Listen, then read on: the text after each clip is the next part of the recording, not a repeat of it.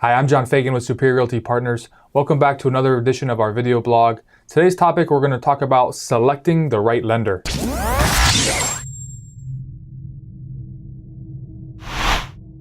Hi, welcome back. Before we get into today's topic, I want to point out two things here on the site. One, if you're looking to purchase a home, right here on the page, you can do an advanced search to search all homes that are available in the market. And right below that, if you're interested in your home's value, you can enter your address and submit and get an idea of what your home's current value is.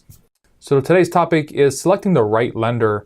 And first of all, I want to dispel one myth that I get a lot is people a lot of times think because they bank at a big bank, Bank of America, Wells Fargo, Chase, Citibank, whatever the bank is, that the process is going to be a lot easier of buying a house and getting a loan approved and done by going to that bank and using that bank.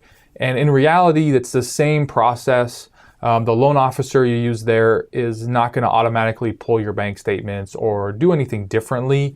They're still going to ask you to send them your bank statements and pay stubs and tax returns and all that good stuff. So it's really not going to change any things. If they offer a better rate, that might be different. But in terms of making the process easier, it's not going to change anything or make anything easier. So you really want to find a lender that is a good fit, that you really like. And all these other things that we're going to talk about today. And one of them is being local. So if you bank at a big bank and there's an 800 number on the back of your card or on your statement, don't call that and get a loan officer that's in another time zone or in another part of the country. You want someone that's local. One, you want local market knowledge. They know what's going on in the market. They know how fast properties are selling, but also in the same time zone so that they're available.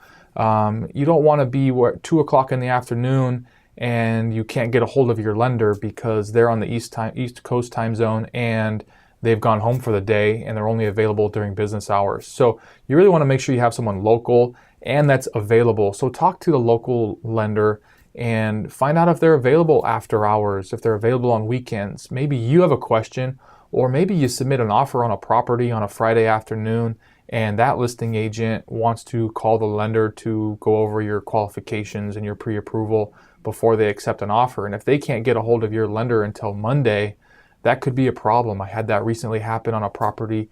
We had 10 offers. We called a few of the lenders and I only reached one or two, and it was a Friday afternoon. And we finally accepted an offer on Sunday, and I still had only talked to a couple of the lenders. So you want someone that's going to be available to answer your questions and also talk to a listing agent when you're submitting an offer.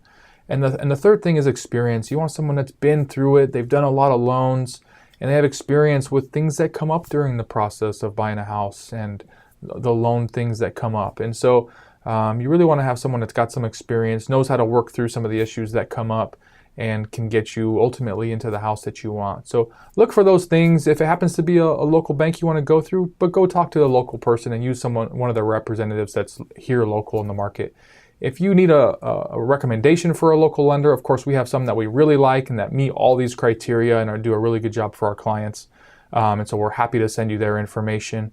If you have any questions, want to give us a topic that you'd like to see us cover on a future video, shoot me an email at john@superiorrealtypartners.com.